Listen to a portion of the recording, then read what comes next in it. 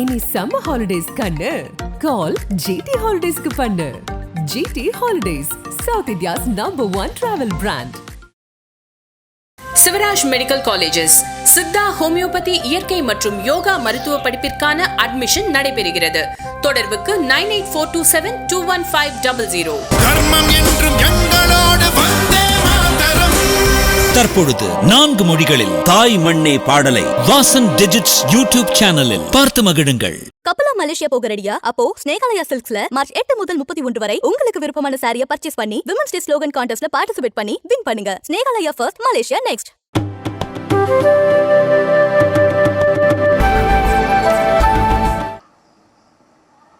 நான் நிறைய மேடைகளில் பேசியிருக்கிறேன். இவ்வளவு எங்கர் ஆடியன்ஸ் இருக்கக்கூடிய மேடை தான் முதல் முறையாக நான்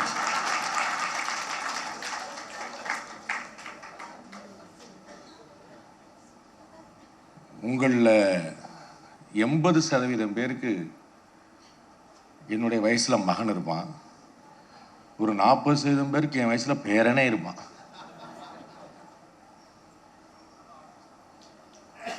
இந்த கான்செப்ட் தான் எனக்கு ரொம்ப வியக்க வச்சுக்கிட்டே இருக்கு. குடும்பங்களில் முதியோர்களின் முக்கியத்துவம் அப்படின்னா அது பேச வேண்டிய டாபிக் தான். ஆனால் இந்திய குடும்பங்களின்னு போட்டு இந்தியாவுக்குள்ளேயே பேச வேண்டிய நிலைமை வந்தது தான் நான் ரொம்ப வியக்கக்கூடிய விஷயமா இருக்கேன். உலகத்துக்கு நாகரிகத்தை சொல்லி கொடுத்த ஒரு நாடு. கூட்டு குடும்பம் அப்படிங்கிறது தான் குடும்பம். கூட்டு குடும்பங்கிற வார்த்தை எப்படி வரும்? குடும்பம்னு ஒரு வார்த்தை தானே. அப்புறம் தனி குடும்பம் கொடுத்தனம்னு வந்த பிறகு தானே கூட்டு குடும்பங்கிற ஒரு வார்த்தையே வருது. எல்லாம் குடும்பம். வசுதெய்வ கூட்டு குடும்பம் நான் சொன்னா, வசுதெய்வ குடும்பம் தான் சொன்னான். வசுதெய்வ கூட்டு குடும்பம், வசுதெய்வ தனி குடும்பம் அப்படி சொல்லி, குடும்பம்னா ஒன்று தான். அது தனி கொடுத்தனம்னு ஒன்று நம்முடைய முன்னோர்கள் கிளப்பினது தானே. அதுவும் நம்ம முன்னோர்கள் கிளப்பினது தானே. உலகத்தில் யாரனாலும் ஒத்துப்பேன், உங்க அம்மாவை மட்டும் ஏத்துக்கவே முடியாதுங்க அப்படின்னு சொன்னது நம்முடைய முன்னோர்கள் தான். நம்மால் ஒரு திருசங்க சொர்க்கத்தில் இருப்பான். அவனுக்கு அம்மாவும் வேணும், ஆத்துக்காரியும் வேணும், ரெண்டுமே வேணும். அவ சொல்லுவா, இந்த பாருங்க ரொம்ப தெளிவாக ஏதாவது ஒண்ணுதான் சாத்தியம். பார்த்து இந்த கூழுக்கும் ஆசை மீசைக்கு ஆசை வச்சுட்டு இங்க வராதீங்க. ஆபியஸா நம்மால் என்ன செய்வாங்க? அம்மா is past, wife is future. பாஸ்ட்டை விட்டுருவான், ஃபியூச்சருக்கு போயிடுவான். அவனுக்கு தெரியாது அவனும் ஒரு நாள் பாஸ்ட் ஆவான் அப்படின்னு. அதான் பெரிய பிரச்சனை. சுஜாதா ஒரு ஒரு ஒரு கவிதையிலிருந்து ஒரு வரிய மேற்கோள் காட்டுறார். எனக்கு முதுமை வந்தே தீருமனில் இளமை தேவையில்லை அப்படின்றார். அந்த முதுமையை பற்றி எப்படி பயமுறுத்தி வச்சிருக்காங்க பாருங்க. இளமையே வேண்டாம்ன்றான். எனக்கு அப்படிப்பட்ட இளமையே வேண்டாம், பின்னாடி வயசாகும் போல தெரியுது. அப்படி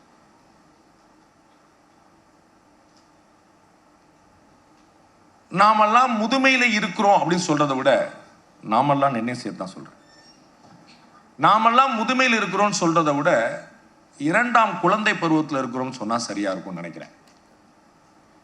எது உங்களுடைய பிள்ளைகளுக்கு அவர்களுடைய 15, அம்மா சொன்னது போல 16.25 வயது வரை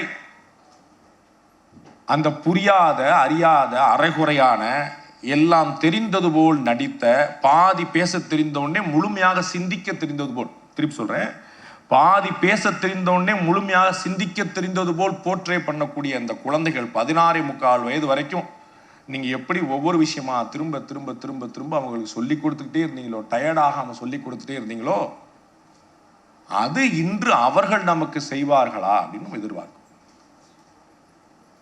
எந்த அப்பாவும் தன்னுடைய குழந்தை முட்டாள்தனமாக ஒரே பொருளை அப்பா இது என்ன, அப்பா இது என்ன, அப்பா இது என்ன 3 முறை அரை மணி நேரம் கேப்ல திரும்ப திரும்ப சலன் வந்து அப்பா இது என்ன அப்படிங்குது, இதுதான் நம்முடைய இதுடா அப்படின்னு சொல்லும். அரை மணி கழிச்சு அப்பா இது என்ன, 3வது அப்பா இது என்ன. எந்த தந்தையும் தாயும் கொஞ்சம் கூட தயங்காமல் அந்த குழந்தைக்கு அதே பதிலை திரும்ப திரும்ப சொல்கிறார்கள்.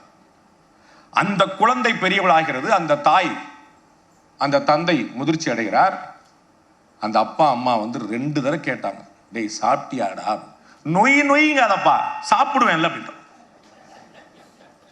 ஏண்டா நீ நொய்ங்காதனோட 16 வயசுல பலார்னு அரைஞ்சிருந்தேன்னா கீழே எங்க போய் விழுந்திருப்ப?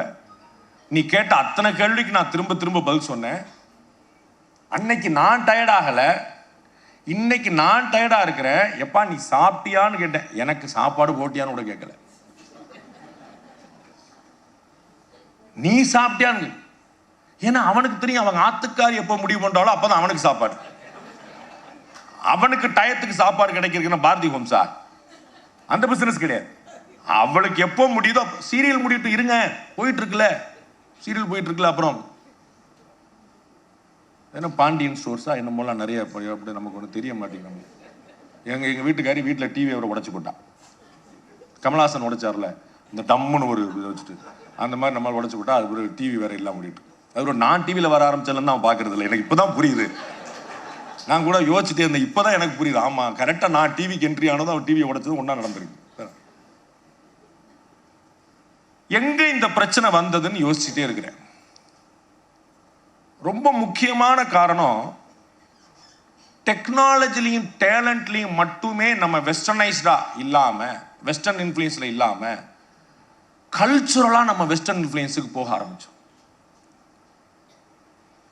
ஒரு கார் வாங்கினா தப்பு கிடையாது, ஃபாரின் கார் வாங்கினா தப்பே கிடையாது. ஒரு டாக்டர் வந்து அவங்களுடைய ஸ்கேன் மிஷின், எம்ஆர்ஐ மிஷின் எல்லாம் இம்போர்ட் பண்றாங்கன்னா தப்பே கிடையாது.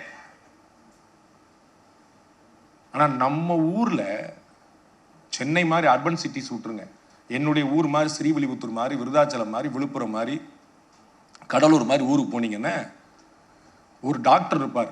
அவர் ஃபேமிலி டாக்டரா இருப்பார். வெறும் எம்பிபிஎஸ் தான் படிச்சிருப்பார்.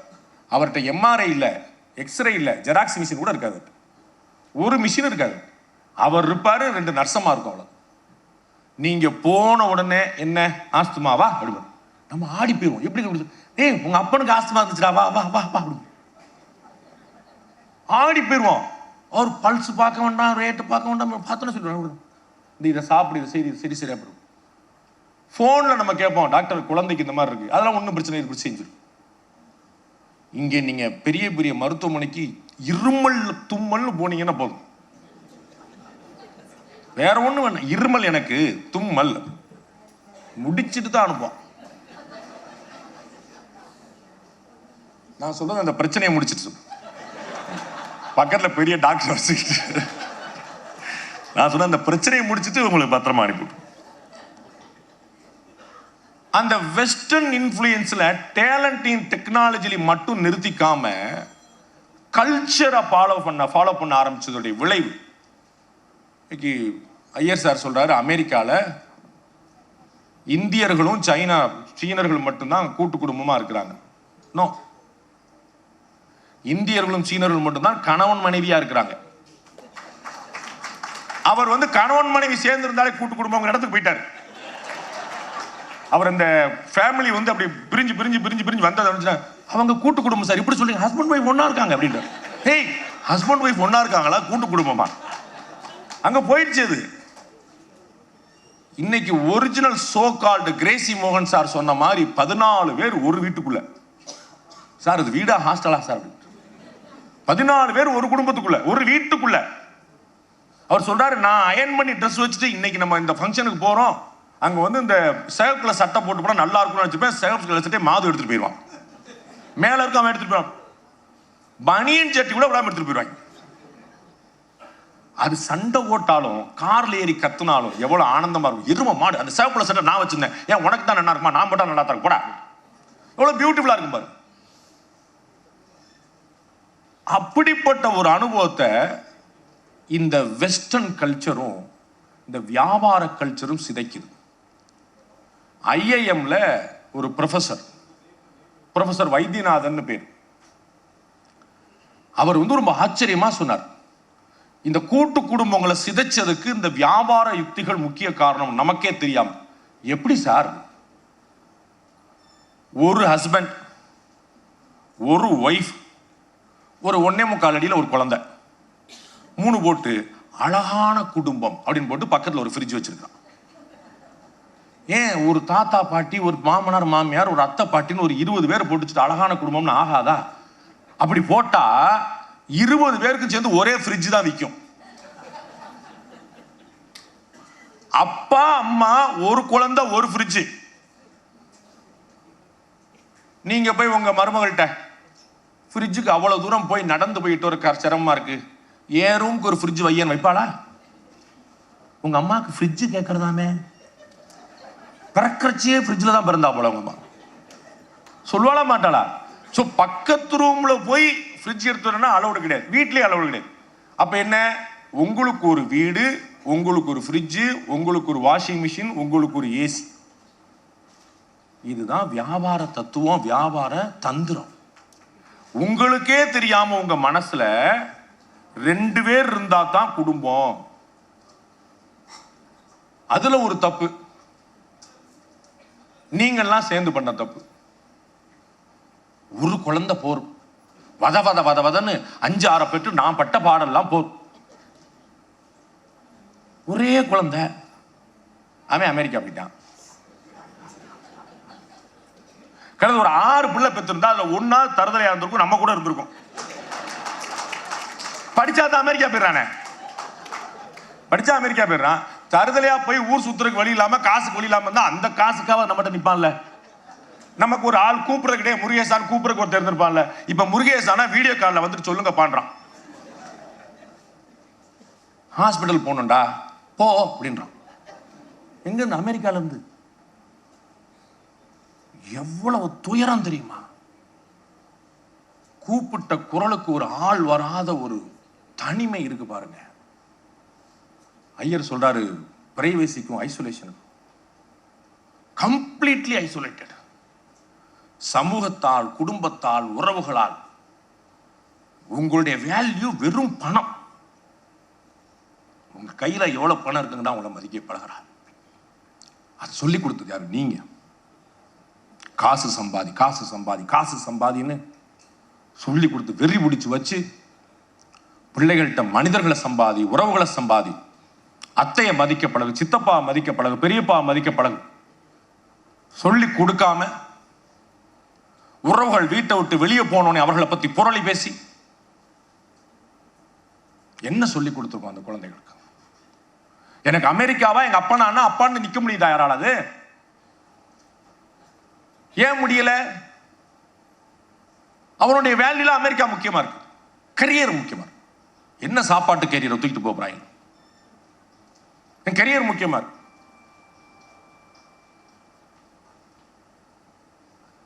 என்னுடைய வீட்டில், நான் குடியிருக்கிற வீட்டில்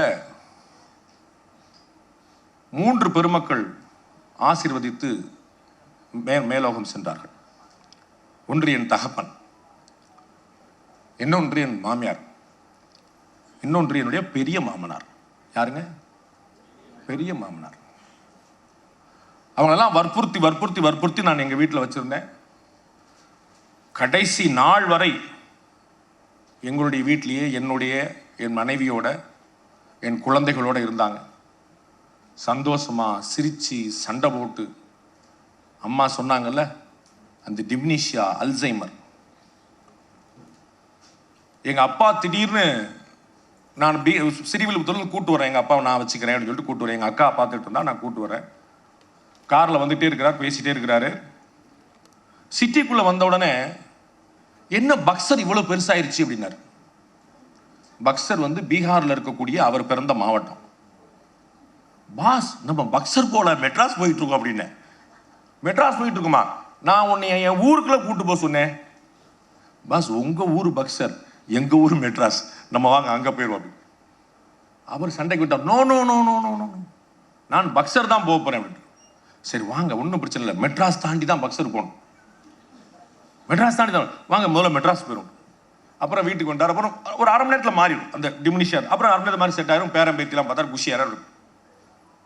திடீர்னு வந்து, என்னை எந்த காட்டில் அடைச்சிருக்க, என்னை ஸ்ரீவில்லிபுத்தூர்ல விடு அப்படின்னா. ஸ்ரீவில்லிபுத்தூர்ல தான் கூட்டு வந்தேன், இங்கே சென்னையில் இருக்கிறீங்க. நான் ஸ்ரீவில்லிபுத்தூர் போய் ஆகணும். அது அப்பா வந்து 85 வயசு அவர் நிறைவடையும் போது, நல்ல என்னோட ஒரு 1/2 அடி உயரமா இருப்பாரு, ஆஜானுபாகுவான தேகம். நான்லாம் பொறாமப்படும்படியா சப்ஜியில, காய்கறியில சக்கரை போட்டு சாப்பிடுவார். ஐயோ, காய்கறியில சப்ஜியில சக்கரை போட்டு சாப்பிடு, மனசாட்சி இருக்கு. உனக்கு என்னடா பிரச்சனை? எனக்கு சுகர் இல்லை, பிபி இல்லை, உனக்கு என்ன பிரச்சனை? உனக்கு என்ன வயிற்றுச்சல்?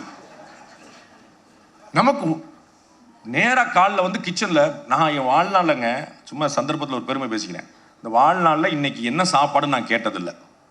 அவங்க சாப்பாடு போகிறதே பெரிய விஷயம்.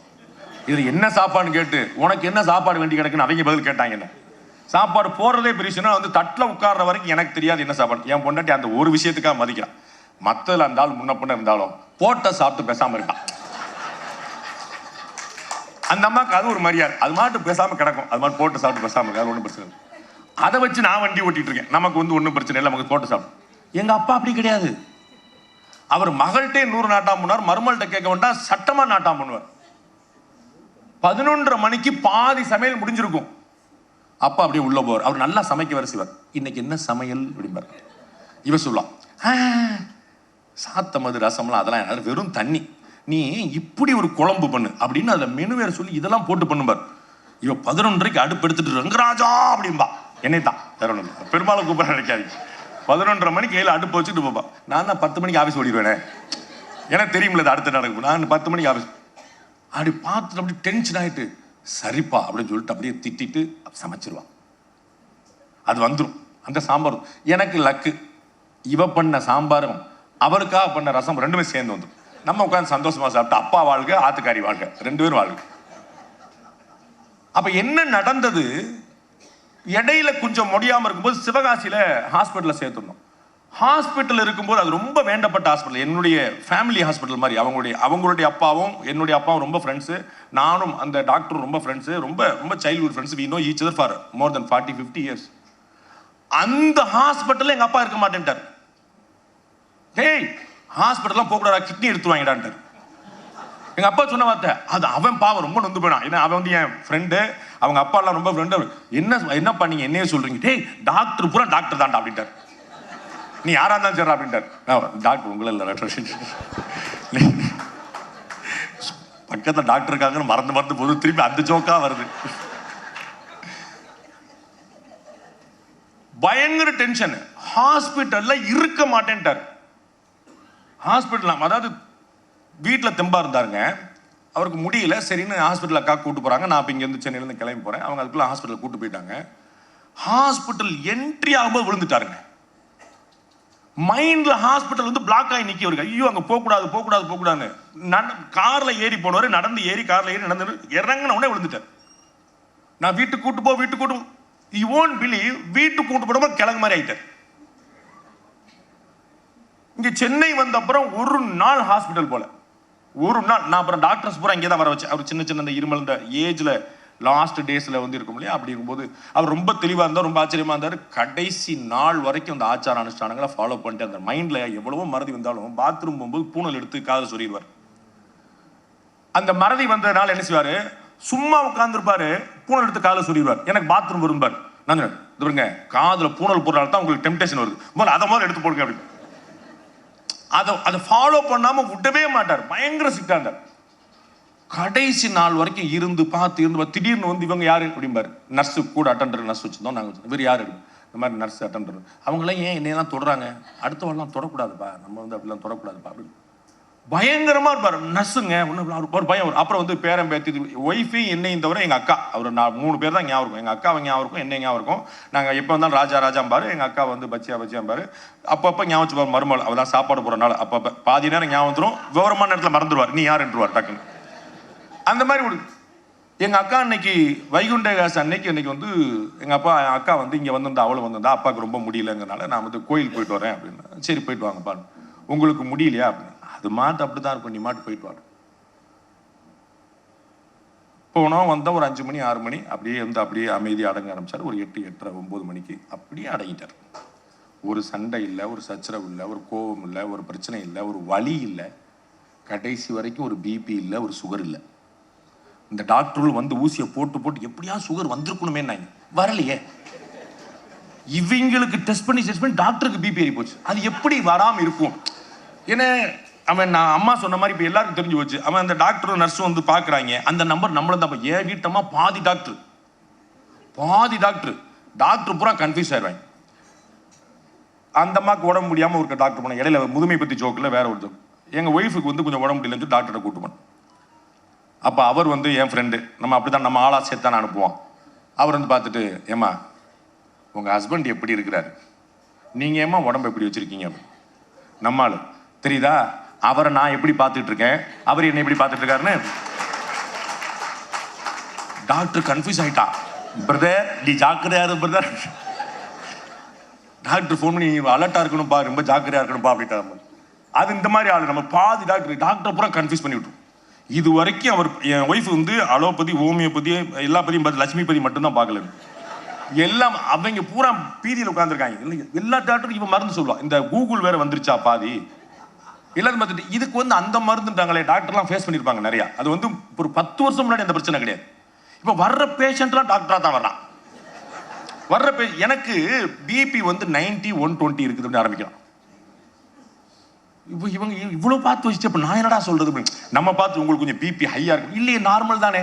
நம்ம வந்து அதில் பார்த்துனேன் அந்த ஜேர்னலில் போட்டிருக்கானே, இவ்வளோ இருந்தாலே நார்மலில் போட்டிருக்கானே. சுகர் வந்து இந்தியன் பேராமீட்டர் ஒன்று இருக்குது, யூஎஸ் பேராமீட்டர் ஒன்று உங்களுக்கு தெரியுமோ அப்படின்னு டாக்டர் கேட்குறான். அரை உரையா படிச்சுட்டு எல்லாம் எவ்வளோ பிரச்சனை பாருங்க. ஓகே, எங்க அப்பா வந்து மறந்தாரு, நிறைய பிரச்சனை, நிறைய சண்டை போட்டாரு. ஸ்ரீவில்லிபுத்தூர் போய் அவன் அடம் பிடிச்சாரு. ஸ்ரீவில்லிபுத்தூர் போய் என்ன செய்ய போறீங்கன்னு, அங்க ஆண்டாள் இருக்காடா, பக்கத்துலயே கவுடியா மடம் இருக்கு, கோயில் இருக்கு, இங்க போலாம். எல்லா கோயில் ஆண்டாள் கோயிலாடா அப்படின்றாரு. எப்படி பக்தி பாருங்க, பிடிச்சு வச்சிருக்காரு அந்த வைராக்கியம்.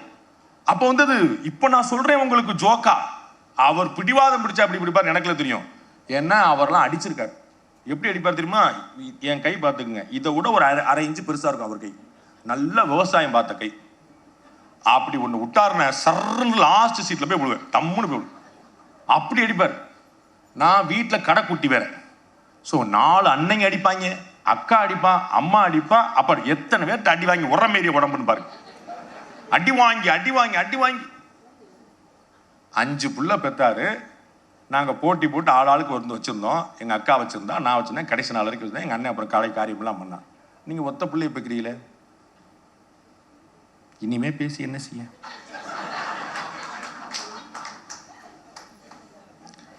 அடுத்து வந்தது என்னுடைய பெரிய மாமனார், ஒரு சிங்கிள் மேன். அவர் வந்து கல்யாணம் ஆகலை, வாழ்க்கையில் பெரிய கஷ்டப்பட்டவர். என் ஒய்ஃப் போய் அவருடைய ஜாதகத்தை, அவருக்கு ஒரு 86 85 வயசு, 86 87 அவர். அப்போ போய் என் ஒய்ஃப் வந்து ஜாதகத்தை பார்த்தா, அவருடைய ஜாதகத்தை. ஆக்சுவலாக என் ஜாதகத்தை தான் பார்த்துருக்கணும், போய் அப்போ போய் பார்த்தேன். அப்போ அந்த ஜோசியம் பார்த்தவங்க சொன்னாங்க, அந்த மாதிரி இந்த ஜென்மா வந்து ஒரு லைஃப்பை கழிக்கிறதுக்காக வந்த ஜென்மா. அவங்க லைஃப்பில் எதுவுமே கிடையாது, நத்திங் திஸ் லைஃப். எதுவும் எந்த சந்தோஷமும் எந்த நல்லதும் எதுவுமே இருக்காது. அது வந்து ஒரு கழிக்கிற லைஃப்பை வந்து அந்த அக்கௌண்ட்டை டேலி பண்ணுறதுக்காக வந்திருக்கிறாங்க. அப்படி ஒரு, ஆனால் படிப்பு, ஞானம், தெளிவு, டிஸ்கஸ் பண்ணக்கூடிய விஷயங்கள், இன்னைக்கு இருக்கக்கூடிய கண்டெம்பரரி பாலிடிக்ஸ், ஜிகே, கால் எந்திரிச்சா படிக்கிற, முதல்ல எந்திரிச்சோன்னே பேப்பர் படிக்கிற பழக்கம், ஏகப்பட்ட ஆச்சரியங்கள். அவருக்கு வந்து கொஞ்சம் உடம்பு முடியாமல் இருந்தபோது ஹாஸ்பிட்டலில் சேர்த்துட்டு திருப்பி டிஸ்சார்ஜ் பண்ணி கூட்டு வரும். அவருடைய வில் பவர் வந்து பயங்கர ஆச்சரியம். நாங்கெல்லாம் பார்த்துக்கிட்டே இருப்போம். நடக்கணும் அப்படின்னா நடக்க முடியாது, வெறும் குச்சி மாதிரி, இந்த மைக்கு மாதிரி தான் அவருடைய கால் கையே இருக்கும், இந்த மாதிரி தான் அவ்வளோ ஒல்லியா இருப்பார். ஆனாலும் விடாமல் அவர் வந்து he always used to try to walk. நம்ம வா பார்ப்போம். இன்னைக்கு வெள்ளிக்கிழமை குளிச்சே ஆகணும் அப்படிம்பார். குளிக்கணும்னா அந்த உடம்பு தேய்ச்சி விட்டாலும் ஒத்துக்கிட மாட்டார். குளிக்கணும்ன்றே நீ உடம்பு தேய்ச்சி விட்டுட்டு இருக்க அப்படிம்பார். பயங்கரமா சண்டைக்கு வராது. அது வந்து அது என்னமோ அந்த வயசாகி அந்த லாஸ்ட் பெட்ல இருக்கும்போது அவர்களுக்கு வரக்கூடிய கோபம் பார்த்தீங்கன்னா உண்மையிலே தெய்வங்களுக்கு வரக்கூடிய கோபமா இருக்கும். அந்த ருத்ரம்னு சொல்லுவாங்க பாருங்க, ரவுத்ரம் சொல்லுவாங்க, அப்படி இருக்கும் பயங்கரமா. டமால்னு தூக்கி கையில வச்சிருக்கக்கூடிய டைம் பீஸ் கிளாக் தூக்கி விட்டுருந்துருவார். அப்படி நான் கேட்ச் பிடிச்சிருமா, மாமா ஏன் இவ்வளவு கோபமா இருக்கேன் அப்படி. சின்ன வயசுல கிரிக்கெட் விளையாண்டது புரோதனமா இருக்குல்ல, பயங்கர ஆசையா இருப்பார். ஹாஸ்பிட்டல் இருந்து கூட்டு டிஸ்சார்ஜ் பண்ணி வீட்டுக்கு வர்றோம். வீட்டில் அந்த ஆம்புலன்ஸ் வேன்ல இருந்து இறக்குற செகண்ட்ல என் பெரிய மாமனார் அப்படியே டம்முன்னு கீழே போட்டாங்க. அப்படியே போட்டாங்க டம்முன்னு. நான் பின்னாடி கார்ல வந்துகிட்டு இருக்கேன், கார் அப்படியே விட்டுட்டு ஓடி வந்து பார்த்து எங்க வீட்டுல இருந்து மச்சினி வராங்க. எல்லாரும் வந்து என்னாச்சுன்னு போயிட்டா, அவர் அப்படியே அந்த ஸ்ட்ரெச்சர்ல அப்படியே இம்பேலன்ஸா படுத்திருக்கிறவரு. ஒண்ணும் இல்லை அப்படின்றாரு. அவருக்கு மூக்கில் போட்டிருந்தா வெளியே வந்துருச்சு, அந்த இதெல்லாம் வெளியே வந்துருச்சு. நாங்க பதறோம், அவர் எந்த பதட்டம். திருப்பி அப்படியே பேக் பண்ணி திருப்பி அப்படியே ஹாஸ்பிட்டல் திருத்து ஓடி போய் பார்த்தா டாக்டர் ஆடி போயிட்டாங்க. என்ன சார் கீழே போட்டாரா? கீழே போட்டு அப்புறமா அப்படியே கம்பு மாதிரினார். அந்த வில் பவர், அந்த மனோதைரியம், அந்த வைராக்கியம். அவரும் இதே மாதிரி தான். அவருடைய கடைசி நாட்கள் எங்கள் வீட்டில் இருந்தபோது எல்லா ரூம்ல அவருக்கு நாங்கள் என்ன பண்ணோம், ஒரு கையில் தட்டினா அடிக்கிற அந்த பில், இந்த ஆஃபீஸ்லாம் வச்சுருப்பாங்களே, அந்த அட்டண்டரில் கூப்பிட்றதுக்கு வச்சுருப்பாங்கல்ல, அந்த பில்லை கொடுத்தாங்க. ஏன்னா நாங்கள் எங்கள் மாமனார், என்னுடைய மாமியார், எங்கள் அப்பா எல்லாருக்குமே நாங்கள் அட்டண்டர் போட்டோம். நமக்கு ஒரு பயம், இந்த அட்டண்டர் போட்டிருக்கும் போது ஒருவேளை சரியா அவங்க கவனிக்காம போய் இவங்களுக்கு சொல்ல முடியாத நிலைமை வந்து சரி எங்களை கூப்பிட்றக்கா அவர் கையிலேயே நாங்கள் வந்து பெல்லை கொடுத்தோம். பெல்லை தட்டினா நாங்கள் விழுந்துரும். நான் இன்னமும் மறக்காம இருப்பேன். என்னுடைய குடும்பத்துக்கு நான் நன்றியோடு இருப்பேன். என்னுடைய பையன், என்னுடைய பொண்ணு, என்னுடைய ஒய்ஃப், என்னுடைய மச்சினின்னு 5 பேர் 5 ரூம்ல சரக்குன்னு வருவாங்க ஒரு பெல் அடிச்சோட. பதறி அடிச்சு ராத்திரி நான் வந்து எங்க அப்பா இருக்கும்போது நான் வந்து ஹாலில் தான், நான் எப்பவுமே அப்பா படுப்பாரு, நானும் அப்படியே ஹாலில் தான் படுத்துருவோம், அவர் கீழே தான் படுத்துருக்கோம். அவர் வந்து ராஜா அப்படின்னு கூப்பிட்டா நம்ம கேட்காம போயிடக்கூடாது அப்படின்னு. அதுக்கப்புறம் தான் அந்த ஐடியா கண்டுபிடிச்சு பெல்ல வச்சோம். நம்ம வந்து ஒரு கூப்பிடணும்னு சொல்லிட்டு அந்த பெல் அடிச்சு அத்தனை பேர் ஓடி வந்து ஒரு தடவை அது இந்த கோவிட் பீரியட் வேற. அஃப்கோர்ஸ் கோவிட்லாம் யாருக்கும் இல்லை. அந்த கோவிட் பீரியட்னால அந்த இவருக்கு வந்து ஆக்சிஜனில் வந்து கொஞ்சம் ஷார்ட்டேஜ் இருந்துச்சு. அப்போ பிரீத்திங்கில் ப்ராப்ளம் இருந்துச்சு எங்களுக்கு பெரிய மாமனார். அப்போ நாங்கள் சிலிண்டரே வாங்கி வச்சு போட்டுச்சோம்.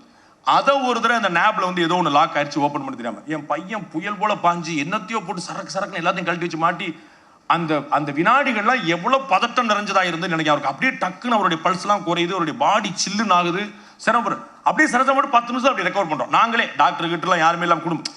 அப்ப ஏன் அப்பனுக்கு ஏன் ஆத்தாளுக்கு உடம்பு முடியலன்னா நான் படுற கஷ்டம் ஒரு நர்ஸோ ஒரு மற்றவனோ படுவானா? அவன் அப்படி ஓடி வருவானா? என் பையன் ஒரு கழுதையும் படிக்கல, அவன் குட்டி பையன், அப்பதான் +2 படிச்சுட்டு இருந்தான். அவன் இந்த நேப்பை மாற்றி அதை மாற்றி இதை மாற்றி டப்புன்னு போடுறான். என் மகன் வந்து காலை ஃபுல்லாக வருவன்னு தேய்ச்சி விட்றான். அவன் என் பொண்டாட்டி வந்து அப்படி கடகடன் முடியுமா அப்படியே ரெக்கவர் ஆகிறாங்க. அந்த ஆக்சிஜனில் அவன் ரெக்கவர் ஆகலை.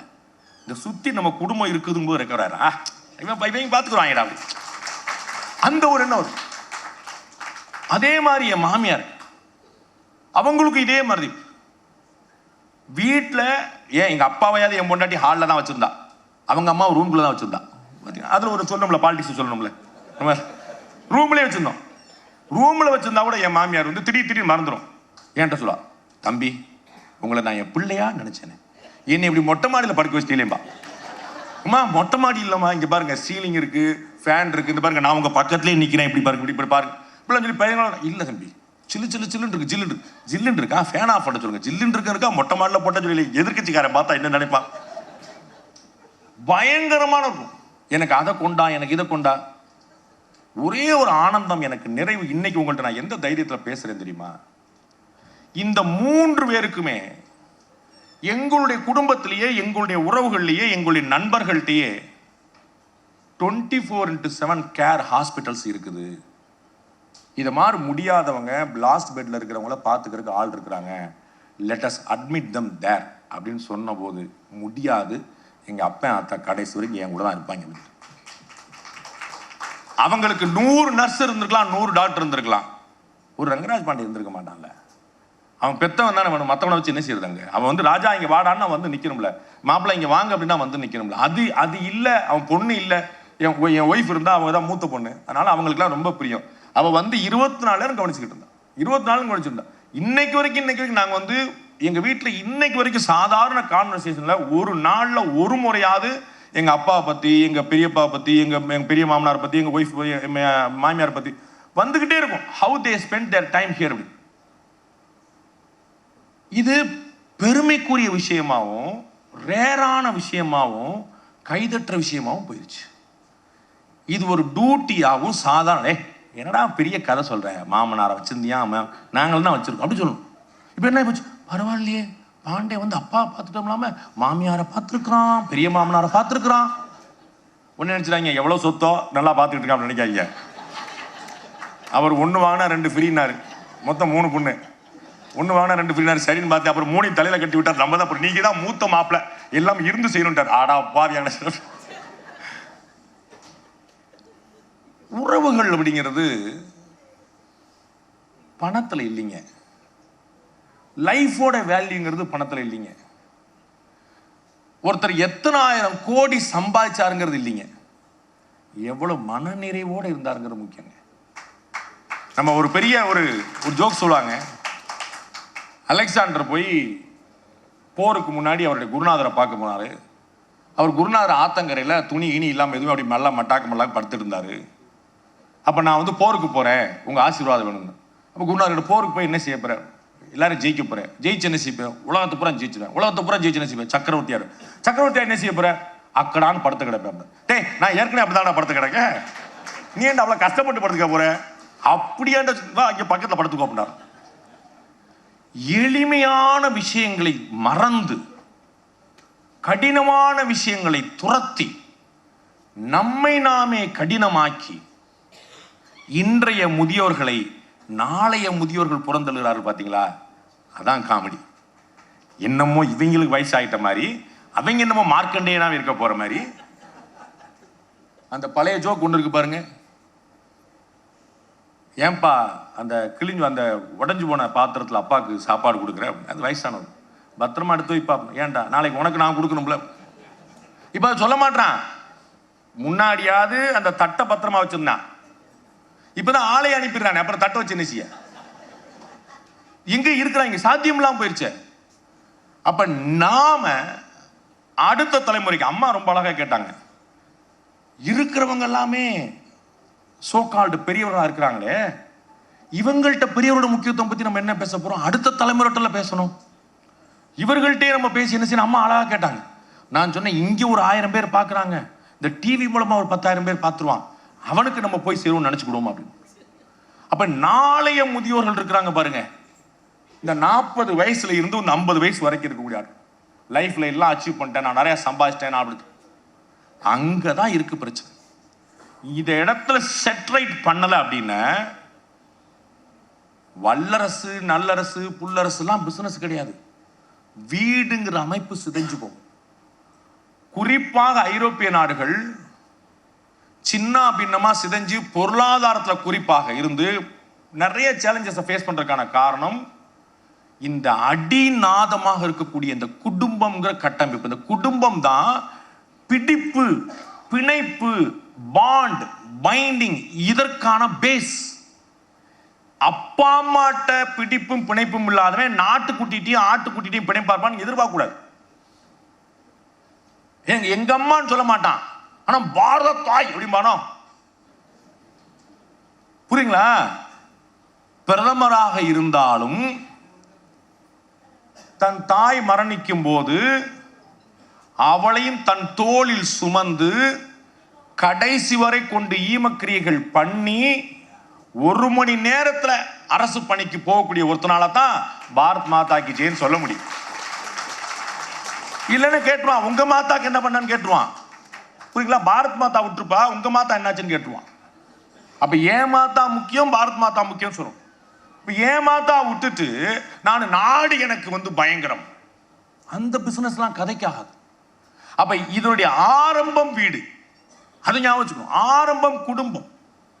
அப்ப நாம நம்முடைய பிள்ளைகளுக்கு அடுத்த தலைமுறைக்கு சொல்லி தருவது அல்ல, சொல்லி தந்தா இந்த சொல்லுவாங்கல்ல, கட்டி கொடுத்த சோறும் சொல்லி கொடுத்த வார்த்தையும் எத்தனை நாளைக்கு சொல்லி கொடுக்கறல, வாழ்ந்து காட்டுவது.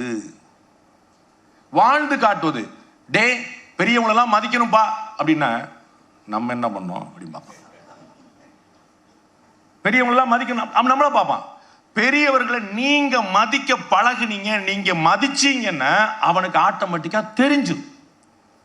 சொல்லி கொடுத்து வராது, செஞ்சு காட்டணும், பிராக்டிக்கலா நம்ம செய்யணும். அதுவும் இந்த ஏஜ்ல கூடிய எல்லாருக்கும் ஒரு பிரச்சனை எனக்கே ஆரம்பிச்சிருச்சு. நான்லாம் அந்த காலத்துல உனக்காக எவ்வளவு பாடுபட்டு வேலை பார்த்து ரத்தம் சிந்தி வேர்வை சிந்தி எனக்குன்னு நான் எதுவுமே செஞ்சுக்காம என் பிள்ளைன்னு இருந்ததுக்கு நீ இன்னைக்கு காட்டினியடா. என்ன வசந்த மாளிகை படமாப்பான்னு கேட்பான். நல்லா இருக்குப்பா இந்த டைலாக் எங்க இருந்து எடுத்தேன்னு கேட்பான். அப்படி சொல்ல முடியாது, அப்படி சொல்லக்கூடாது. அதே டைலாக்க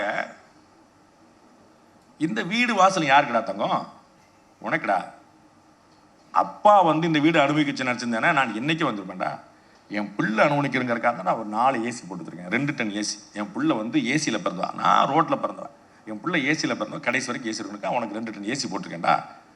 அது அப்படியே மாற்றி என் பிள்ளைக்கான சொன்னா, உங்களுடைய துயரத்தை சொல்லி அல்ல, அவர்களுடைய எதிர்காலத்தை சொல்லி, அவருடைய நலத்தை சொல்லி. அப்போ அவனுக்கு கொஞ்சம் உறுத்தும். அப்பயும் தெரிஞ்சிட மாட்டான், ஒரு டைலாக்ல திருந்துருவானா நம்மளு, அப்பயும் தெரிஞ்சிட மாட்டான். ஆனா கொஞ்சம் ஓரமா உறுத்தும், ஆஹா நமக்காக இப்படி செஞ்சாரு. இந்த ஜாதகத்துல நம்பிக்கை இருக்கிறவர்களுக்கு எல்லாம் தெரியும், பித்ரு தோஷம்னு ஒண்ணு சொல்றான், பூர்வ புண்ணியஸ்தானம்னு ஒண்ணு சொல்றான். பூர்வ புண்ணியஸ்தானம் வந்து இறை உங்களுக்கு கொடுத்த கொடை. இந்த பித்ரு சாபம் அப்படிங்கிறது, பித்ருக்கள் தோஷம்ங்கிறது உங்களுடைய தலைமுறையிலான மட்டுமே வந்து. எந்த தாயும் தகப்பனும் தன் பிள்ளையை சபிக்கவே மாட்டான், சபிக்கவே மாட்டான். ஆனா என்னுடைய பிள்ளை அப்படி பண்ணிட்டானேன்னு கண்ணீர் விடுவான் பாருங்க. அந்த கண்ணீர் சுட்டரிச்சு, அந்த கண்ணீர் சுட்டரிச்சு 1000 அடிச்சு. எங்க அம்மா சொல்லுவா, அந்த மச்சுமா மருமகள் மாமியார் சண்டை பஞ்சாயத்துலாம் வரும்போது எங்க அம்மா சொல்லுவா, அவளுக்கு பிள்ளைகள்னா பயங்கரம். என் பிள்ளைகளுடைய கால் கழுவுன தண்ணிக்கு ஒரு வாழ்களாடா அந்த மருமகள் பா. எந்த மருமகள் சோறு போடுவா? என் பிள்ளைகளுடைய, அவளுக்கு 4 பிள்ளையும், பிள்ளைகளுடைய கால் கழுவுன தண்ணிக்கு இணையா வருமாடா மருமகள் ஆடுமா. நான் அப்படியே நல்லா ரேக்குவேன். நம்ம உடனே வந்து அந்த அண்ணன் துரத்தி விட்டான், இந்த அண்ணன் துரத்தி விட்டான். எங்க அம்மா அசரே மாட்டா, தாய் தாய் தான் இல்லையா, அதனால என்னடா என்னைய தானடா அவ கவனிக்கல, அவ புருஷனை அவ பார்த்துப்பாள்ல, போதும், என் பையனை பார்த்துட்டா போதும். என்னைய துரத்தி விடுறாங்கிற கவலை இல்ல, என் பையனை பார்த்துக்கிடுவாள்ல அவ்வளவு போதும். தாய் பாருங்க. அப்ப அவளுக்கு ஒரு மனசுல ஓரத்துல எங்கேயோ ஒரு வழி வந்தது, என்னை இப்படி பண்ணிட்டாங்களே அப்படின்னா. அதுதான் பித்ரு சாபம் அல்ல, பித்ரு தோஷம். சபிக்காது அந்த ஜென்மம், அந்த ஆன்மா சபிக்கவே சபிக்காது. அது எப்படி அவ வளர்த்த பிள்ளைல சபிக்கும்? நாம சரியா வளர்க்கல, நாம சரியா வளர்க்கல. விதை ஒண்ணு போட்டா சொர ஒண்ணா முளைக்கும். நான் அடிக்கடி சொல்லிட்டு இருப்பேன், நீங்க என்னமோ ஜோ பைடனுக்கு ஓட்டு போட்ட மாதிரியும் இங்க வேற யாரும் ஆட்சிக்கு வந்துட்ட மாதிரியும். நீ யாருக்கு ஓட்டு போட்டு அவர் தான் ஆட்சிக்கு வரும். அம்மா பீதியிலே இருக்கிறாங்க, எலெக்ஷன் கோட் ஆஃப் கண்டக்ட் வந்துருச்சு, பக்கத்துல இவனை வேற வச்சுக்கிட்டு நான் பண்ற மாதிரி. அப்ப நாம என்ன விதைக்கிறோமோ அது. நீங்கள் பணத்தை விதைத்தீர்கள், உங்கள் பிள்ளைகள் பணத்தை அறுவடை செய்கிறார்கள். நீங்கள் குணத்தை விதைத்தீர்கள் என்று சொன்னால் அவர்கள் குணத்தை உங்களுக்கு அள்ளி வீட்டுக்கு வந்து கொடுத்திருப்பார்கள். நாம கண்ணால எவ்வளவு கோடீஸ்வரனா பார்த்திருக்கோம், எவ்வளவு பிச்சைக்காரனா பார்த்திருக்கோம், எவ்வளவு பிச்சைக்காரனா பார்த்திருக்கோம், எவ்வளவு கோடீஸ்வரனா மாறி பார்த்திருக்கோம். பணம் வரும் போகும், நீங்க எப்பனாலும் சம்பாதிச்சிடலாம். உன்னுடைய அப்பாவை மாற்ற முடியுமா? உன்னுடைய அம்மாவை மாற்ற முடியுமா? உன் சகோதரனை சேஞ்ச் பண்ணுமா? நாளிலிருந்து நீ இல்ல ராமன் மாதிரி 60 ஆனோம் 70 ஆனோம் 8 ஆனோம் ரொம்ப சொல்ல முடியுமா? என்ன ஆனாலும் அவன் தான் அவன் கூட பிறந்தவன், என்ன ஆனாலும் இவன் தான் அவனோட அப்பன், என்ன ஆனாலும் இவன் தான் அவனோட தாய். அப்ப மாற்றவே முடியாத உறவுகளுக்கு, அதுவும் 24 மணி நேரம் சதா சர்வகாலம் உன்னுடைய மகிழ்ச்சியிலேயே உயிரை வைத்திருக்கக்கூடிய உறவுகளுக்கு, உங்கள யாருக்கேனும் உங்களுடைய பிள்ளைகள் உங்களை சரியாக கவனிக்கல அப்படின்னு ஒரு வருத்தம் இருந்தால் அவர்களை அதிகம் ஆசீர்வதியுங்கள். என் பிள்ளைகளுக்கு சரியான புத்தியை நான் சொல்லிக் கொடுக்கவில்லை, இறைவன் அவனுக்கு எந்த வழியும் நேராமல் எந்த பிரச்சனையும் வராமல் நல்ல புத்தியை கொடுக்கட்டும், அவனுக்கு நிறைய நல்லா இருக்கட்டும், அவனை அவனுடைய பிள்ளைகள் வீட்டிலே வைத்திருக்கட்டும் என்று ஆசீர்வாதம். உங்களுடைய ஆசீர்வாதம் அவர்களுடைய மனநிலையை மாற்றும். இந்த வயசுல நம்ம வேற என்ன செய்யணும்? Bless them. அவர்களை மட்டுமல்ல, சர்வே ஜனா சுகினோ பவந்து, எல்லாரும் சந்தோஷமா இருக்கட்டும். நல்லாடுறா நல்லாடுறா, நம்ம என்ன சொல்லி போயிருக்கோம்? நான் டாக்டர் ஆயிட்டேன், நல்லாடுறேன் நல்லாடுறேன், நான் கம்பவுண்டரா இருக்கேன் நல்லாடுறேன், நான் பேஷண்டா இருக்கேன் நல்லாடுறா. பேஷண்டா வார்த்தை சொல்லணும். அப்ப நல்லா இருங்கிற வார்த்தையை தவிர, ஆப்டிமிஸ்டிக்கான வார்த்தையை தவிர, ஆசீர்வாதங்களை தவிர நம்முடைய வாயிலிருந்து வேறு எதுவும் வராமல் இருக்கட்டும். நீங்கள் பஜனை செய்கிறீர்களோ இல்லையோ, பூஜை செய்கிறீர்களோ இல்லையோ, பிரார்த்தனைகள் செய்கிறீர்களோ இல்லையோ, கோயிலுக்கு போகிறீர்கள் இல்லையோ, அடுத்தவர்களுக்கு நல்லது நடக்கட்டும் என்று ஆசீர்வதியுங்கள். நீங்கள் நிச்சயமாக இறைவனாக மதிக்கப்படுவீர்கள். யார் ஒருவர் அடுத்தவர்களை ஆசீர்வாதம் செய்கிறார்கள், பாரதி பாஸ்கர் அம்மா சொல்லுவாங்கல்ல, அந்த பையன் வந்து 5 வயசுல ஒன்று சொல்லுவான், 10 வயசுல ஒன்று சொல்லுவான் அப்பா பத்தி, அப்படியே சொல்லிட்டே வரும்போது 50 வயசுல சொல்லுவான், எங்கள் அப்பா ரொம்ப நல்லவர் சார், அவ்வளோ கஷ்டத்தில் என்னை படிக்க வச்சார் சார்னு சொல்லும் போது அவனுக்கு 50 வயசு. அப்போ நாம் என்ன தெரிஞ்சுக்கிறோம்? ஓகே, இன்னைக்கு புரியல, நாளைக்கு புரியும். என்னுடைய பெரிய மாமனாருக்கு ட்ரெக்கியோஸ்டமி பண்ணியிருந்தோம் இங்கே. ஸோ அவங்க பேச முடியாது. அப்போ நம்ம எழுதி வைக்கிறதுக்கு பேப்பருக்கு பொருளாக கொடுத்துருந்தோம். அப்போ சில விஷயங்கள் அவர் ஜாடையில் சொல்லுவார் பாட்டில். எங்களுக்கு சில விஷயங்கள் புரியாது. 2 தடவை ட்ரை பண்ணுவார், 3வது கேட்டா அப்படின்றார்.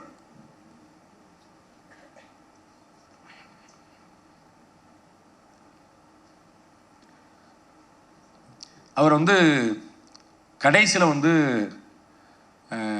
அவர் இறக்கிற அன்னைக்கு நினைக்கிறேன், அன்னைக்கு ஏதோ எழுதியிருக்கிறாரு. அவர் 85-90 வயசு, உடம்பெல்லாம் வயர் போட்டிருக்குது, வீட்டில் இருக்கிறார். அப்போ அதில் எழுதுவார், பயங்கர வைராக்கியம்னா வயர். அது ஏதோ எழுதியிருக்கிறார். அது எழுதுனது என்னன்னு எங்களுக்கு புரியல, அந்த எழுத்து புரியவே இல்லை. நாங்கள் என்னென்னமோ கேட்குறோம், அதுவா இதுவா அதுவா அதுவான்றோம் அப்படின்ட்டார், போயிட்டார். அப்புறம் என் மச்சினி ஊர்லேருந்து வந்தா திருதுன்னு பார்த்துட்டு என்ன பார்த்து இது மாதிரி எழுதினார்டி அப்படின்னா, கூல்ட்ரிங்க்ஸ் பேர் எழுதியிருக்கிறார்டின்னு ஒரு கூல்ட்ரிங்க்ஸ் பேர் சொன்னான். அப்புறம் பார்த்தா அந்த எழுத்து அப்படியே தெரியும். நாங்கள் அத்தனை பேர் பார்த்தா அந்த எழுத்து என்னன்னே தெரியல. மச்சினி பார்த்து இதான் எழுதியிருக்கிறார் அப்படின்னா, அவள் எப்படியுமே அவள் எழுத்து கோழிக்கு இருக்க மாதிரி தான் இருக்கும். அது கற்றோரை காமுருவார் இல்லையா, அது மாதிரி அவள் எழுத்து அந்த மாதிரி இருக்கிற மாதிரி பார்த்து நம்ம கண்டுபிடிச்சிட்டா. என் ஒய்ஃப் உடலையே, அவங்க பெரியப்பா போயிட்டாரு, கூல்ட்ரிங்க்ஸ் வாங்கி கொடுத்துட்டாரு வாயில, 2 சொட்டு விட்டுட்டு தான் விட்டா. அவங்க பரம்பரை அப்படி ஒரு வழக்கம். என்னுடைய மாமனாருடைய அம்மா சித்தி, மாமனாருடைய சித்தி, அவங்களுக்கு காஃபின்னா உயிர்னா லிட்டரலா உயிர். காஃபி கொடுக்குறேன், மாடியிலேருந்து குதிக்கிறியான்னு கேட்டா, குடிச்சிட்டு குதிக்கணுமான்னு கேட்பா. குதிச்சுட்டு குடிக்க முடியாமல் போயிடுச்சுன்னு, அதனால முதல்ல குடிச்சிட்டு குதிச்சிருப்பா. அப்போ காஃபியா உனக்குன்னா குடிச்சிடும். அவ சொல்லியிருக்கா, ரொம்ப ஆசையா ரொம்ப காலமா சொல்லிருக்கா, இந்த பாருங்க நான் போயிட்டேன், 1 வாய் காப்பி தண்ணி என் வாயில் விட்டு. அவ சொல்லியிருக்கா. நான் இங்கேருந்து ஆவடி கிளம்பி போறேன், எங்க பெரிய மாமியார் இறந்து போயிட்டாங்க அப்படின்ட்டு. பார்த்தா கிச்சன்ல காஃபி சுட பாருங்க. என்னடா கொண்டாடிட்டு இருக்கீங்க, பாட்டி செத்து போச்சு அப்படின்னா. பாட்டி காப்பி கேட்டுருக்கு.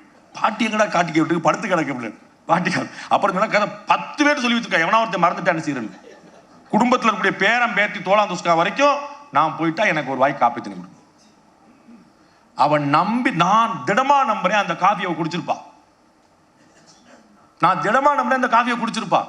ஏன்? அந்த ஆத்மா வெளியிலிருந்து பார்த்துட்டு இருக்கு. நீங்க பெரிய சாஸ்திரம் தெரிஞ்சவங்கள்ட்ட பார்த்துட்டு கேட்டுங்க, பாடியில இருந்து அந்த லைஃப் வெளியே வந்திருக்குமே தவிர அது பார்க்கும். அதனால ஒழுங்கா சீரியஸா அழுதுருங்க.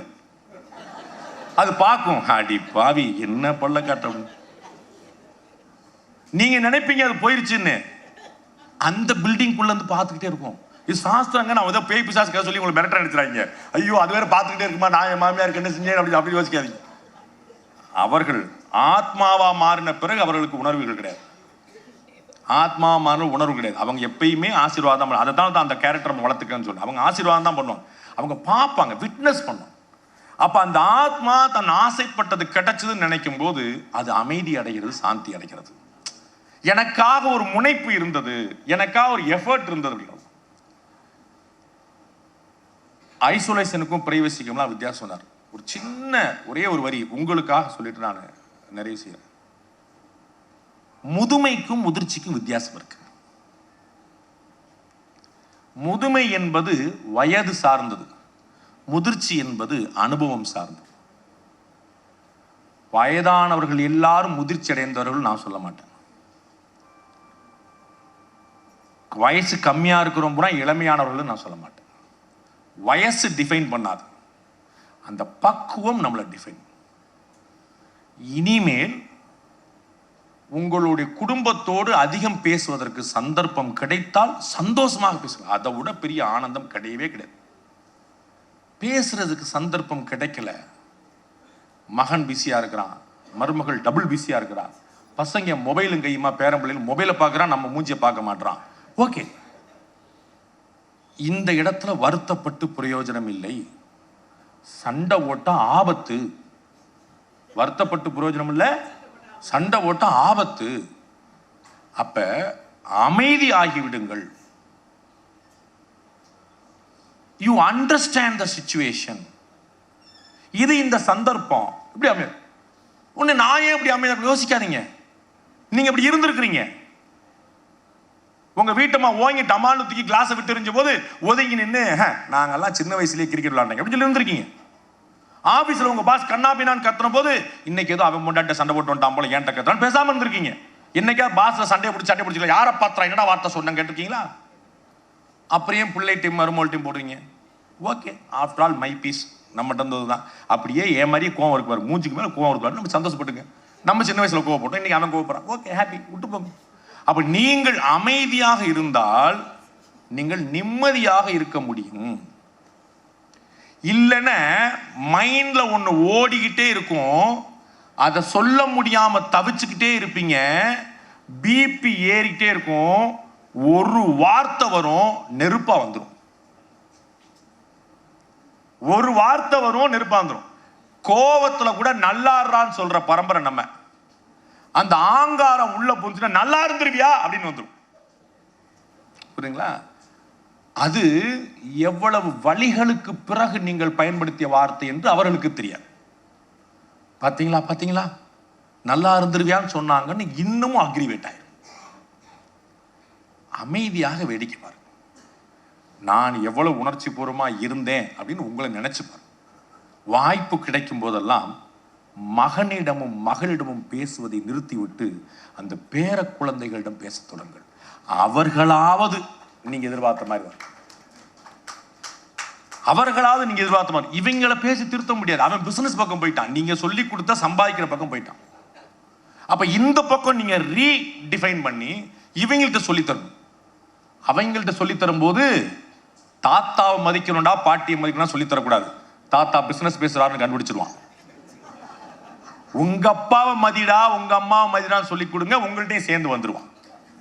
புரியுதுங்களா? கரெக்டா டீல் பண்ணும். அதை தப்பா டீல் பண்ணி அதையும் கண்டுபிடிச்சாங்க. பாத்தீங்களா நம்ம மதிக்கலையா, குழந்தைகள்ட்ட போய் தாத்தாவை மதி பாட்டியை மதி சொல்றாங்க அப்படின்றாங்க. அடுத்த கிரைம் ஏறிடும். உங்க கிரைம் சார்ட் பெருசாகிட்டே இருக்கும். அப்ப பேர குழந்தைகள்ட்ட போய் உங்க அப்பாவை நீ உயிரா பார்த்துக்கணும், உங்க அம்மாவை விட்டு கொடுக்க கூடாது, உனக்காக தானே சிரமப்படுறான். 2 பேரும் வேலைக்கு போறாங்க, 2 பேரும் யாருக்காக சம்பாதிக்கிறான்? ராத்திரி 10 மணிக்கு தானே வர்றாங்க, 10 மணிக்கு வந்து உனக்கு சாப்பிட்டியா தானே பாக்குறான் அப்படின்னு அவர்களுக்கு நீங்கள் சொல்ல சொல்ல அந்த அப்பா அம்மாவுக்கும் உறுத்தும்.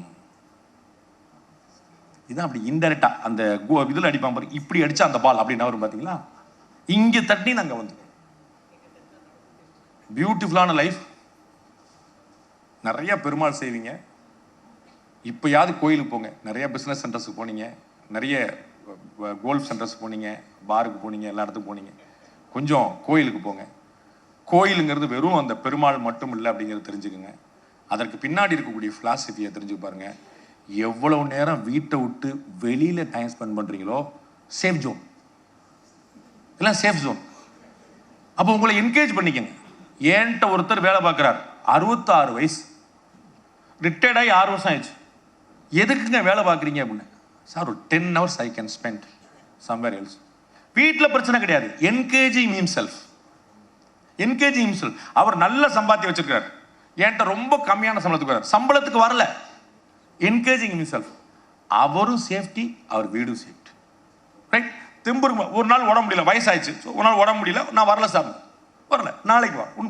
அப்ப அடுத்த அவருக்கு செய்யறதுக்கு ஒரு வேலை இருக்கு. நீங்க ரிட்டையர்ட் ஆயிட்டீங்கன்னு நினைச்சு கரெக்டா அந்த ஹால்ல சேர்ல ஒட்டுமொத்த வீடும் தெரியுற மாதிரி உட்கார்ந்துருப்பீங்க பாருங்க. அப்பதான் அவங்க டென்ஷன் ஆவாங்க. காலில் எந்திரிச்சு உட்கார்ந்துருச்சு பாரு, நம்ம எங்க போறோம், எங்க வர்றோம், என்ன பண்றோம் எல்லாத்தையும் பாருங்க. அப்ப என்கேஜ் யுவர் செல்ஃப். முடிஞ்ச அளவு நீங்க வீட்டுக்கு போய் ஹெல்ப் பண்ணி காய்கறி வாங்க போனா கூட உங்களுக்கு என்னமோ வாங்கப்படாது, அவங்களுக்கு என்ன வேணும் கேட்டு வாங்க. நான் இன்னைக்கு கொத்தவரங்காய் பண்ணணும்னு நினைச்சு அவர் கத்திரிக்காய் வாங்கிட்டு வந்திருக்கிறார் அப்படின்பா. வாங்கிட்டு வந்தது குத்தமான புரியுங்களா? அப்ப கேட்டு எனக்கு அவ்வளவுதானே, அவங்க கூட தானே வாழணும், அவங்க கூட தானே இருக்கணும். அப்ப அவங்கள்ட்ட கேட்டு போயிட்டு வந்து இந்த மகன் எல்லாம் ஓரம் கட்டி விட்டு மருமகளை உசார் பண்ண பிள்ளை. டிவி சீரியல் பூரா நம்ம சொல்லி கொடுத்துருக்காங்களா யாரு இல்லை அப்படின்னு. எவ்வளவு சீரியல் பாக்குறோம், அது 2 பேரும் சேர்ந்து வேற பார்ப்பாங்க. மாமியாரை காலி பண்ற மருமக, மருமகளை காலி பண்ற மாமியார். இதை மாமியார் மருமகளை உட்கார்ந்து பாக்குறாங்க. அப்ப இந்தம்மா முடிவு பண்ணது, நம்ம வந்து இந்த தப்பை மட்டும் பண்ணிடக்கூடாது, அது மாட்டிக்கிட்டா பாரு. அப்ப நம்ம விவரமா செய்யணும். இந்த அம்மா சாப்பிடும் போதெல்லாம் பையன் சாப்பிடுது. இது சாப்பிடும், அவங்க சாப்பிட்டா இல்லைன்னு தெரியலையே, அதே சாப்பாடு தானே வேற சாப்பாடா, கொஞ்ச நேரம் கிச்சன் பக்கம் போகாம வந்துட்டோம்னே, இது கொஞ்சம் மஞ்சள் கலரா தெரியுதோ, இப்படி பூரா பீதியிலே வச்சிருக்காங்க. நீங்கள் உங்களுடைய அடுத்த தலைமுறைக்கு கொடுக்கக்கூடியது உங்களுடைய சொத்து அல்ல, உங்களுடைய அன்பு, உங்களுடைய ஆசீர்வாதம். அதை கொடுங்க. வாங்குறவன் திணறுவான். நல்லாரா தங்கம், நல்லாரா தங்கம் சொல்லிட்டே இருக்கு. ஆபீஸ் போறியா, சூப்பரா போயிட்டு வாடா. எங்க அப்பா ஒவ்வொரு நாளும் நான் ஆபீஸ் போறச்ச வனமாலி கதி சாங்கி சங்கி சக்கரி சனந்துக்கின்னு பேசுவேன். ஓ என்னமா நான் ஏதோ போருக்கு போற மாதிரி சொல்லிட்டு இருக்கேன். ஆபீஸ் தானே, ஒவ்வொரு நாளும் ஆசீர்வாதம். அப்ப நான் எப்படி நன்றி இல்லாம இருப்பேன்? 24 வீட்டுக்கு வந்துட்டேன், மேரா ராஜா ஆகையா அப்படின்னு பாட்டு போடுவார். என் பையன் வந்துட்டான், என் மருமக அப்பா, என் ஒய்ஃப் அப்பா, நாங்கெல்லாம் விடிய விடிய வீட்டில் உட்காந்துருக்கோம், உங்களுக்கு பார்த்துட்டு இருக்கோம். அவர் காலைல 10 மணி ராத்திரி 10 ராஜா ஆகையாவா. அன்பு தான்.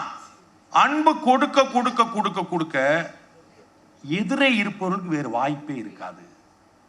உங்கள் கவலைகளை, உங்கள் வேதனைகளை, உங்களுடைய விரக்திகளை கொடுத்தால் எதிர அதை விட டபுள் மடங்கா வந்து நிற்கும். எல்லாத்தையும் தூக்கி போடுங்க. வெறும் அன்பு, வெறும் அன்பு. என்னுடைய பிள்ளைக்கு நான் என்ன கொடுத்தேன், என்னுடைய மகனுக்கு நான் என்ன கொடுத்தேன்? அளப்பரிய அன்பு, அளப்பரிய ஆசீர்வாதம். நல்லா இருப்பாங்க. நல்லா 1000 பிரச்சனை, யார்கிட்ட தப்பு இல்லை. நான் 100 தப்பு பண்ணிருக்கேன், என் பையன் 100 தப்பு, பரவாயில்ல. Let them live a great life. பெருமாளுடைய அத்தனை புண்ணியங்கள், அத்தனை ஆசீர்வாதம் என்னுடைய பிள்ளைகள்கிட்ட இறங்கட்டும். ஆசீர்வாதம் பண்ணுங்க. உங்களுக்கும் உங்களுடைய பிள்ளைகளுக்கும் நல்ல வாழ்க்கை அமையட்டும். நன்றி, வணக்கம்.